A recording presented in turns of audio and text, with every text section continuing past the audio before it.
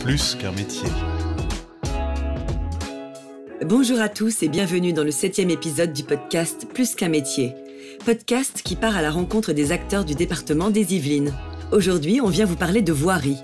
Un terme qui ne parle pas forcément à tout le monde, pourtant nous sommes nombreux chaque jour à emprunter le réseau routier de notre département. Les Yvelines, c'est 1680 km de chaussées. L'établissement public interdépartemental travaille au quotidien pour maintenir ce réseau dans le meilleur état possible et faire en sorte que les déplacements des Yvelinois soient fluides et sécurisés. Pour nous en parler, je rencontre aujourd'hui Pierre Nougared, directeur de l'établissement public interdépartemental et de la voirie, qui vient nous expliquer en quoi ces métiers, méconnus du grand public, sont indispensables à notre vie quotidienne. Plus qu'un métier. Bonjour Pierre, peux-tu te présenter s'il te plaît ? Je suis directeur de la voirie à l'établissement public interdépartemental qui a pour mission l'exploitation de la voirie sur le département des Yvelines et des Hauts-de-Seine. Est-ce que pour commencer, tu peux nous expliquer ce qu'est un exploitant routier ? Alors, un exploitant, c'est un opérateur qui doit faire en sorte que le réseau routier soit en permanence optimisé dans l'intérêt des usagers. C'est un gestionnaire technique, administratif, qui a des moyens humains pour, par exemple, procéder aux interventions d'urgence, en cas d'accident, par exemple, à la maintenance des équipements, à l'entretien d'une manière générale, et à la modernisation du réseau routier. Un exploitant doit s'adapter aux contraintes physiques, climatiques, la neige, par exemple. Alors, l'exploitant ne peut pas empêcher que les conditions climatiques se dégradent, mais il doit faire en sorte que le retour à la circulation dans des conditions les plus normales possibles s'effectue dans un délai restreint. On parle aussi d'exploitation sous chantier, c'est l'ensemble des mesures, des balisages, de signalisation que vous rencontrez quand vous circulez sur le réseau, qui permettent d'organiser des travaux tout en maintenant la capacité des usagers à se déplacer. Concrètement, quel est le périmètre d'intervention de tes équipes ? Alors, le périmètre d'intervention se situe sur les routes départementales. Ça représente à peu près 2000 km de réseau entre les Yvelines et les Hauts-de-Seine. Une grande partie sur les Yvelines, bien sûr, qui est géographiquement beaucoup plus étendue. Exclusivement sur les routes départementales, donc pas sur le réseau autoroutier et pas non plus sur les voies communales. Pierre, alors qu'est-ce qu'une route départementale ? Une route départementale, c'est une route structurante à l'échelon du département qui, on avait l'habitude de dire qu'une route départementale reliait des villages, donc on appelait ça de clocher à clocher. L'idée c'était d'avoir une instance de niveau supérieur qui permette de désenclaver les territoires. On reconnaît également les routes départementales souvent parce qu'il y a des bornes jaunes et blanches sur les bas-côtés de la route. Donc pour les usagers qui observent, qui regardent les panneaux, déjà c'est important, et puis qui observent le bord de la route, on peut reconnaître une départementale comme ça. Donc c'est un maillage à l'échelon du département et qui représente 1600 km de route dans les Yvelines. Et combien de voitures ? Alors le niveau de trafic, ça va de quelques milliers de véhicules jour, 3000 véhicules jour, indicativement, il y en a certaines un petit peu en dessous, à plusieurs dizaines de milliers de véhicules jour, 40 000, 50 000 véhicules jour. Ce qui peut représenter parfois plus qu'un autoroute, par exemple, en province. Donc c'est ça aussi, l'Île-de-France a une situation particulière en matière de réseau routier. Et le périphérique, alors, il se situe comment là ? Le périphérique parisien, c'est une voie communale, mais qui est avec des niveaux de trafic bien supérieurs. Donc c'est un petit peu l'exception qui confirme cette règle et ce classement entre voies communales, routes départementales et routes nationales. Pourquoi confier la gestion des routes départementales, donc cette mission-là, à un opérateur autonome ? D'abord, le pays n'est pas un opérateur autonome, puisque le conseil d'administration de l'établissement public est composé des deux collectivités. Donc c'est finalement un service départemental un peu particulier. Alors il est vrai que historiquement, le réseau routier départemental s'est constitué beaucoup avec des déclassements de routes nationales. Et traditionnellement, c'est l'État, c'est les services déconcentrés de l'État qui faisaient ces missions d'entretien et d'exploitation des routes. C'est ce qu'on appelait la DDE, c'était les engins, les camions orange, les engins orange que tout le monde connaissait. Et donc ça, effectivement, c'était un opérateur qui était autonome par rapport à l'exécutif de la collectivité. Mais la décentralisation a changé ces dispositions qui existaient surtout dans les années 70-80. Et le département est devenu un gestionnaire, un exploitant des routes à part entière. C'est les services départementaux qui ont repris cette compétence. Alors, Ce qu'on peut préciser, c'est que c'est quand même une compétence obligatoire du département. C'est ça qui est assez paradoxal, c'est de l'externaliser, alors que c'est une compétence dont le département ne peut pas se défaire, il ne peut pas choisir de ne pas entretenir ses routes, par exemple. Et donc les deux départements des Yvelines et des Hauts-de-Seine ont choisi de mutualiser leurs services routiers au sein d'une entité commune afin de gagner en performance en matière d'achat public, par exemple, en faisant une massification d'achats, ce qui amène des résultats intéressants. Par exemple, pour l'achat de sel, quand on achète du sel groupé, on a un meilleur prix, tout bêtement. Et également, pour essayer d'échanger les bonnes pratiques, quand on prend deux services qui ont chacun des habitudes différentes et qu'on les met ensemble, c'est pas tout noir ou tout blanc. En fait, il y a des bonnes pratiques de part et d'autre. Et donc l'idée, c'est d'essayer de trouver le meilleur de chaque partie. Et puis, ça permet aussi d'avoir des équipes plus robustes et de gagner en compétences sur des missions particulières, notamment au niveau de l'expertise, par exemple sur les feux tricolores, les ouvrages d'art, ponts, les murs de soutènement. Quel est le budget alloué à cette mission ? Pour les Yvelines, c'est à peu près 6 millions d'euros de budget de fonctionnement. Pour l'investissement, ça représente à peu près 30 millions d'euros annuels, donc qui est piloté par l'établissement public sur le budget du département des Yvelines. Plus qu'un métier. Alors Pierre, qui sont les professionnels qui travaillent au quotidien pour les routes du département ? Pour les Yvelines, c'est 150 professionnels qui interviennent sur des métiers à la fois de terrain, des métiers d'ingénierie, des métiers d'encadrement et également sur des fonctions administratives. On a une organisation qui est répartie sur le territoire avec un service de pilotage qui se situe à Nanterre, qui comprend l'encadrement supérieur, les services ressources et expertise dans des thématiques comme la sécurité routière, la régulation du trafic, les ouvrages d'art. Donc ça, c'est un service central qui est situé à Nanterre. Et puis, on a les services sur le territoire, les services territoriaux, qui constituent le bras armé de l'action du département sur le terrain. Donc ces services territoriaux sont eux-mêmes décomposés en subdivisions, eux-mêmes décomposés en secteurs, de manière à avoir un périmètre qui permette une intervention de proximité efficace. Donc on a 15 chargés de secteur à peu près qui ont en charge 100 km de route et qui doivent le gérer, on va dire, en bon père de famille sur tous les aspects techniques et administratifs que peuvent poser une voirie. On a également des chargés d'opération qui sont là pour mener à bien des opérations de travaux ou de réparation ou de réhabilitation ou de modernisation des chaussées. Quelles sont les missions au quotidien de tes équipes ? Alors, les équipes ont différents périmètres d'intervention. D'abord, il y a les équipes d'exploitation. Donc, c'est les équipes qui sont chargées de se déplacer sur le terrain. C'est vraiment les équipes de terrain qui interviennent sur les accidents, les balisages d'urgence. Donc, c'est les engins avec les gyrophares que vous pouvez observer sur le réseau parfois. C'est des équipes d'astreinte qui peuvent être appelées hors des cycles normaux de travail. Et puis, c'est de la surveillance également, et puis des opérations de viabilité, comme la viabilité hivernale, le salage, le déneigement, du fauchage l'été, du remplacement de panneaux. Voilà, ça, c'est vraiment les missions des équipes de terrain.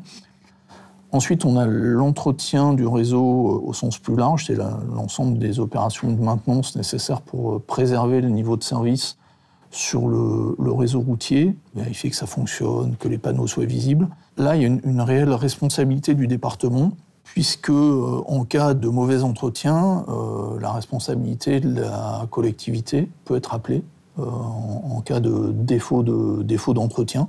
Donc il y a vraiment un enjeu presque juridique pour la collectivité sur ces missions d'entretien.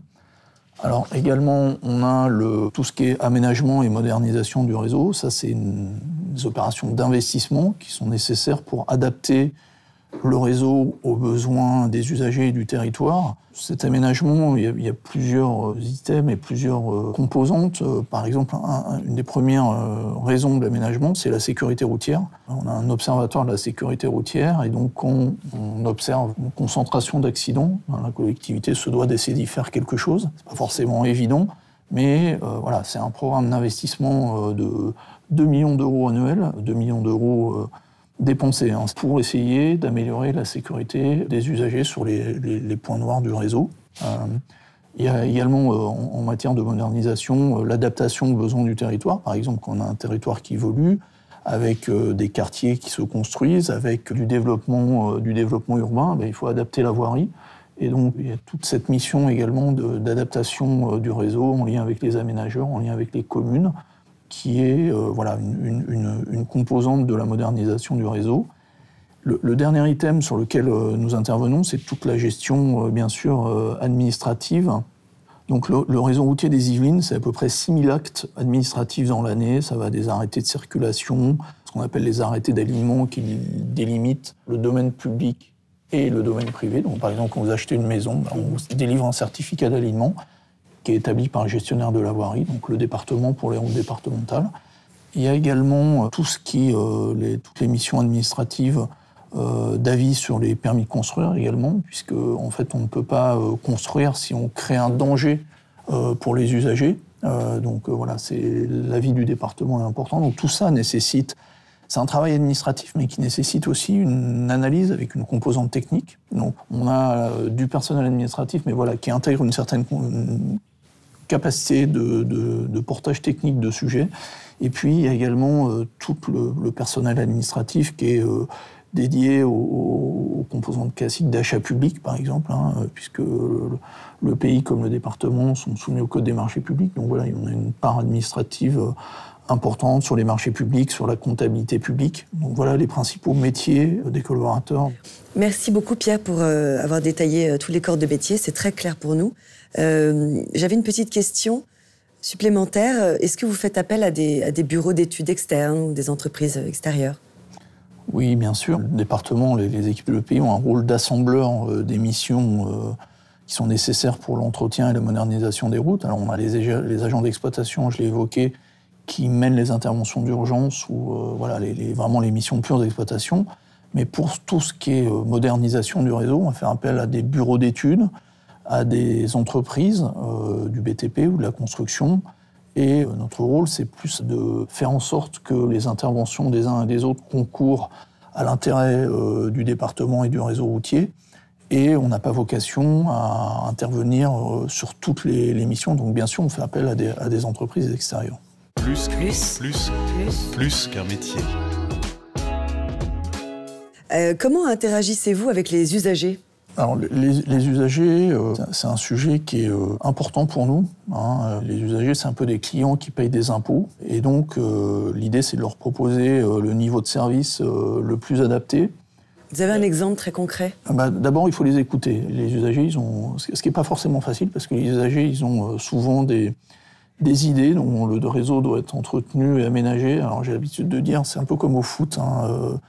En l'équipe de France de football, il y a 60 millions de sélectionneurs. Et sur la voirie, il y a 40 millions de personnes qui savent comment il faut l'organiser, la gérer et ce qu'on devrait faire. Donc voilà, écouter les usagers, c'est à la fois quelque chose de compliqué, parce que si les gens étaient tous d'accord entre eux, il n'y aurait pas débat, mais en plus on nous demande des choses qui sont parfois antinomiques.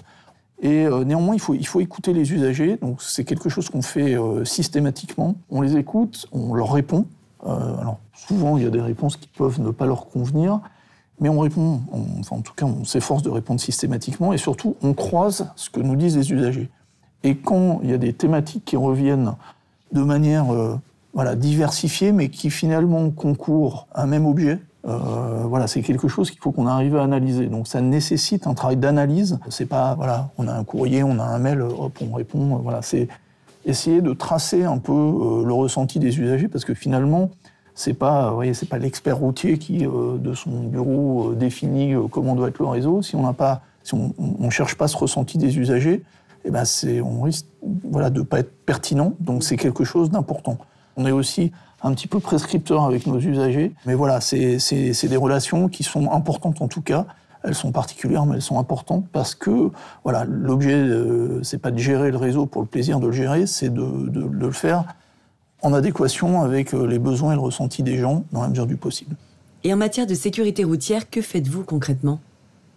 On a un observatoire de l'accidentologie qui, en gros, gère des statistiques d'accidents. Donc il y a plus glamour, mais c'est très important parce que, en fait, le ressenti d'insécurité, c'est pas l'insécurité routière. Ce qu'il faut savoir, c'est que les gens décèdent en général à 3 km de chez eux, sur une route qu'ils connaissent par cœur, sur laquelle ils sont en totale confiance. Et par contre, quand on est sur l'autoroute, qu'on ne connaît pas ou mal éclairé, on fait attention. Et donc, en fait, le ressenti d'insécurité, ce n'est pas l'insécurité. Et ça, c'est cette analyse-là qu'on mène. Sur le sujet de la sécurité routière, on a un observatoire, mais sur l'ensemble des sollicitations qu'on a, il n'y a pas un observatoire. C'est toutes les équipes qui concourent à apporter des réponses aux usagers, en tout cas analyser ce que nous disent les usagers. Quels sont les enjeux de développement durable pour les routes du département ? En matière de développement durable, on a une période transitoire en ce moment, avec la transition écologique au sens large. Et sur la route, il y a deux phénomènes qui se passent. Le premier, c'est le développement de différents usages, par exemple avec l'émergence du vélo électrique, du vélo en général, mais du vélo électrique qui permet un usage beaucoup plus large du vélo. Et puis on a également la voiture électrique qui fait sortir des véhicules traditionnels. Alors la voiture électrique, c'est pas encore tout de suite, mais disons que ça donne, à échéance 2030 ou 2050, en tout cas une perspective d'un réseau routier qui soit beaucoup plus orienté vers des déplacements durables. J'ai envie de dire, on sort un peu de la route polluante qu'on connaissait dans les années 70. Je ne sais pas si vous connaissez ça, il y a une chanson qui s'appelle « Comme un arbre dans la ville ». Je ne sais pas si vous connaissez cette chanson, qui est une très belle chanson, Maxime Le Forestier, qui parle des autos qui fument entre béton et bitume. Et ben voilà, les autos qui fument, on est en train de sortir des autos qui fument, alors, avec toutes les précautions qui sont nécessaires, parce qu'on a encore des phénomènes de pollution en Ile-de-France avec des alertes, les zones faibles émissions, etc. Il faut organiser. Donc il reste des autos qui fument, on est d'accord, hein, mais on est quand même sur une transition qui fait que cette voiture polluante va progressivement être amenée à disparaître. Et donc l'enjeu pour le département, pour répondre à la question, c'est plus le béton et le bitume, quoi. Avec le béton, et le bitume, c'est un peu comment on construit nos routes. Et donc là-dessus, on n'a pas fait mieux depuis l'époque romaine. C'est les Romains qui ont commencé à construire des routes. Et pour faire des routes, il faut des cailloux. Et on ne va pas changer une solution qui fonctionne. Donc on a encore besoin de cailloux pour construire des routes. La question, c'est où on va trouver ces cailloux et comment on va les mettre en œuvre. Et donc là, l'enjeu, c'est un enjeu de recyclage. Clairement, surtout dans les départements urbains, on a beaucoup de démolitions. Donc on peut recycler des déchets, par exemple du béton concassé, ou alors on peut même recycler les matériaux des routes. Alors en fait, ça favorise l'économie circulaire, ça évite d'aller extraire des nouveaux matériaux avec toute l'énergie que ça représente. Et donc, ça permet d'être moins énergivore, plus économique dans les déplacements. Alors, c'est une évolution technologique parce qu'en fait, on ne recycle pas un matériau comme on utilise un matériau sorti de carrière. Par exemple, récemment, on a pu mener un chantier entre Saint-Léger en Yvelines et Gambézeuil, donc dans le centre des Yvelines, sur lequel nous avons pratiquement fait aucun apport de matériaux, puisqu'on a traité la chaussée en place, donc on a réutilisé les matériaux existants, ce qui évite d'aller chercher du matériau dans des carrières, de l'amener, donc ça évite du transport. Cette technique a été menée en plus en utilisant des techniques de liant assez économes en bitume, donc c'était un chantier modèle en matière de développement durable, qui toutefois ne peut pas être mené partout en toutes circonstances. L'idée étant que si il y a des techniques économes en matière d'énergie, il faut pouvoir les utiliser. Et donc pour les utiliser, il faut les tester, il faut pouvoir arriver à les maîtriser. Est-ce que vous développez aussi de meilleurs accès vers les gares ? Alors effectivement, le transport routier aujourd'hui, avec le niveau de développement, notamment en Ile-de-France, peut pas apporter une réponse. Et on a besoin de permettre un rabattement vers les grands sites de transport en commun, les gares en particulier, notamment parce que le département participe au financement de grands projets de mobilité, le tram 13. Et donc, effectivement, il faut adapter le réseau routier pour permettre aux usagers de se rendre et de se déplacer en transport en commun. Donc ça fait partie des items de modernisation du réseau. Pourquoi on modernise le réseau ? C'est pour favoriser l'accès au transport en commun et éviter que des gens prennent des véhicules polluants et se déplacent dans des conditions plus propres. Et alors, qu'est-ce que c'est, Pierre, la route du futur ? Quelle est l'ambition du département pour la route de demain ? Il existe un modèle qu'on appelle la route de 5e génération. C'est une route connectée, décarbonée, à énergie positive. Aujourd'hui, ça reste un modèle théorique qui est mené par les institutions. Voilà, c'est une route sur laquelle, par exemple, les véhicules peuvent dialoguer avec l'infrastructure pour qu'on signale un danger, avec une signalisation qui s'adapterait aux besoins de l'usager ou qui transmettrait des informations. Une tour de contrôle. Un peu, c'est plutôt des unités de bord de route qui, quand vous vous déplacez, viennent vous apporter telle ou telle information. Ça, c'est des choses qu'on teste d'ores et déjà. C'est pas quelque chose qui est déployé voilà, sur toutes les routes à échelle, à grande échelle. On teste aussi des panneaux lumineux qui s'allument à bon escient. Donc voilà, on fait des progrès dessus. Ce modèle de route de 5e génération, route du futur, il faut absolument s'y intéresser. C'est un modèle. Pour le coup, il ne faut pas non plus faire entrer la collectivité dans la science-fiction ou se mettre dans un rôle qui n'est pas celui de la connectivité en voulant, par exemple, faire de la recherche sur des matériaux décarbonés. Voilà, il faut aussi rester modeste. C'est pas les collectivités qui ont cette mission. En revanche, le rôle des collectivités, enfin ce que fait le département des Yvelines, c'est d'essayer de jouer un rôle dans certaines étapes de process de développement-industrialisation. Par exemple, quand il y a un produit qui a été mis au point, on connaît ce produit, donc il ne s'agit pas d'aller tester quelque chose d'inconnu. Ça, c'est un risque, parce que si on fait un chantier devant chez vous, qu'on utilise de mauvais matériaux et que 2 mois après on dit « Ah, c'est raté, on refait le chantier », c'est pas... Voilà, vous allez dire, qu'est-ce qu'ils ont fait? C'est pas possible. Donc il ne s'agit pas d'aller improviser des solutions mal maîtrisées, mais il s'agit pour des produits connus, bien éprouvés, testés, stables, et dont on connaît le fonctionnement au moins en laboratoire, d'aller les tester à plus grande échelle, sur le domaine public, en grandeur réelle, et donc de travailler en partenariat avec des industriels, enfin des entreprises de BTP pour aller mettre en œuvre ce produit ou rechercher dans quel mode d'emploi il peut être performant. Donc il ne s'agit pas de prendre des risques, mais il s'agit d'essayer de favoriser l'innovation. Et ça, le département y contribue avec plusieurs pistes, tant sur les matériaux que sur des techniques de chantier. Et donc ça, c'est quelque chose qui doit être une préoccupation majeure du département. Plus qu'un métier. Qu'est-ce qui te motive, Pierre, à titre personnel dans ton travail ? À titre personnel, ce que j'aime bien dans la voirie, c'est la double dimension, à la fois stratégique et opérationnelle. On ne mène pas une politique d'entretien simplement avec des convictions, il faut une réflexion, il faut une rigueur technique. Et pour autant, après, c'est ce qu'on évoquait tout à l'heure, ce qui compte, c'est le quotidien des usagers, donc à un moment, il faut concrétiser. Et donc voilà, il y a ce double aspect de réflexion, de mise au point, de travail opérationnel, qui répond à un besoin de quotidien, donc sur lequel il ne peut pas y avoir non plus d'approximation. Donc ce qui me motive, c'est cette double approche, et puis la diversité des missions, les territoires, leurs représentants, travailler avec les élus du département, ça c'est quelque chose qui reste quelque chose d'intéressant. Ce qui me motive également, c'est mes équipes, soyons clairs. Mes collaborateurs, le pays, c'est des équipes qui sont... dont j'apprécie de travailler avec, c'est les enjeux de déplacement, il y a des vrais enjeux, le déplacement, la sécurité routière, on en a parlé, le développement du territoire, et puis un peu également le goût de parfois redresser des situations difficiles. Parfois je me fais un challenge, et puis on a l'impression avec quelques collègues parfois de jouer dans une série, vous savez, où la situation est mal engagée, ça se dégrade, ça va pas bien, et on a un temps maîtrisé pour revenir à une situation normale.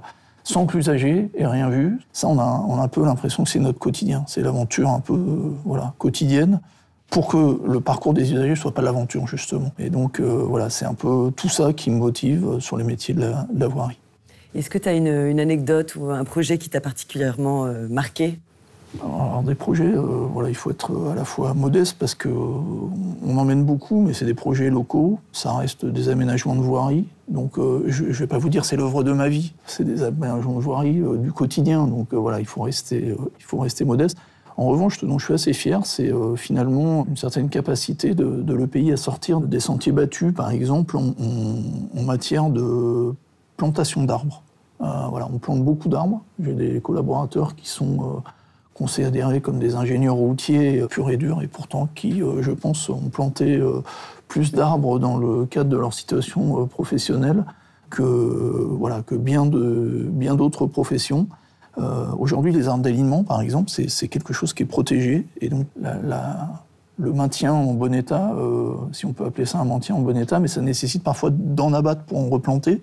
Et récemment, on a pu mener un projet devant le château des Ménules, sur lequel on a régénéré un alignement d'arbres en concertation avec les services de l'État, avec les riverains, et avec un riverain assez connu, puisqu'il s'agit de Yann Arthus Bertrand. Voilà, on lui a dit qu'on allait abattre des arbres. Il n'était pas forcément content, donc il a fallu défendre le projet. Et finalement, on a eu des réunions publiques, et finalement, on a convenu qu'on était arrivé au meilleur projet, à la meilleure optimisation. Donc c'est pas par goût, par choix qu'on a abattu les arbres des Ménules, mais parce qu'il y avait un danger pour les usagers. Et j'espérais que ce qu'on a fait, pour les générations futures, on a restitué un paysage qui, j'espère, conviendra aux générations futures. Et voilà, ça c'est un projet dont je suis assez content et qui échappe au cliché de l'ingénieur routier classique. Et alors, avec cette multitude de projets et d'interlocuteurs, on imagine que ton équipe est fortement mobilisée.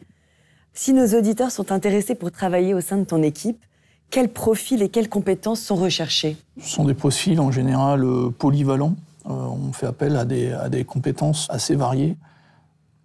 Ce que je souhaiterais préciser, c'est que d'abord, il n'existe pas forcément de formation dédiée, bien qu'il existe des écoles qui préparent plus spécifiquement au métier de la route. Il n'y a pas la formation rêvée, puisque ça peut aller de compétences en mécanique, par exemple, pour travailler sur des engins, à des compétences très spécifiques en génie civil pour des ouvrages d'art, en passant par des missions, des compétences administratives en comptabilité.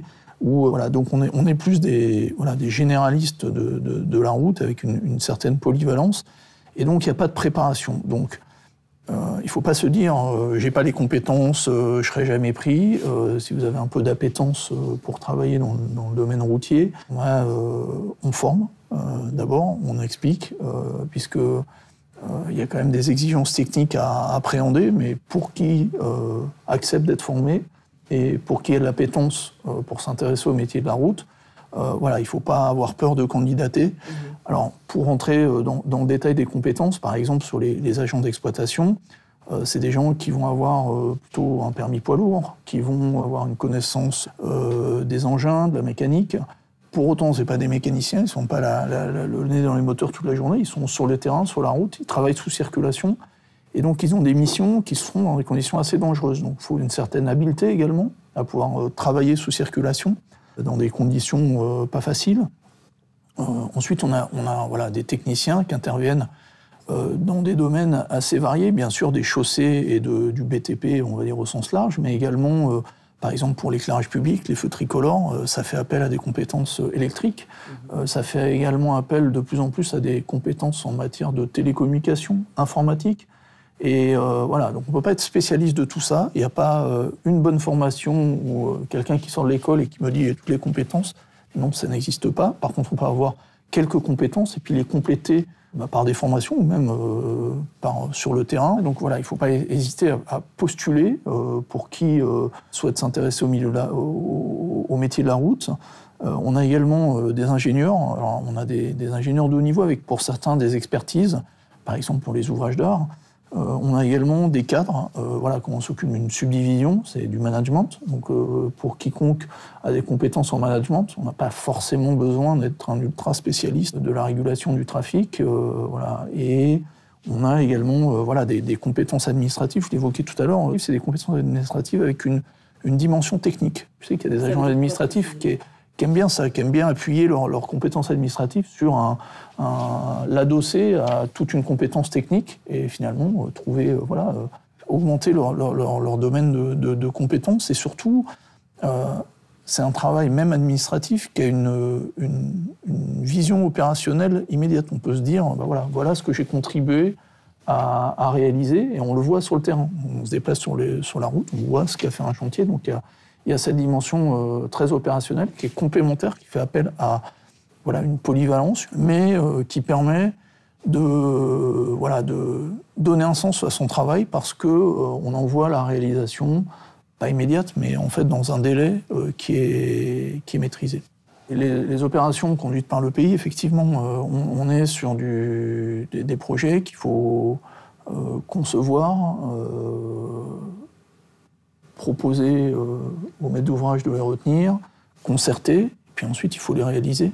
Et ça, c'est dans une échelle de temps qui est réduite parce qu'on est une exigence de déplacement pour les usagers, perturber les conditions de déplacement, les perturber le moins possible. Et donc tout ça, c'est dans un temps maîtrisé. Et effectivement, ça permet de voir les projets de A à Z et de visualiser le résultat de son travail, quelle que soit la place que l'on occupe dans la chaîne. Ça donne du sens à son travail. Et donc, on sait pourquoi on fait les choses. C'est ça aussi qui est intéressant dans le domaine de la voirie. Eh bien, merci beaucoup, Pierre. Avec plaisir. Faites attention sur la route. Oui, vous également. Plus qu'un métier. Si vous avez aimé ce 7e épisode, abonnez-vous à notre podcast sur Encore, en cliquant sur l'étoile pour l'ajouter à vos favoris. À bientôt. Plus qu'un métier.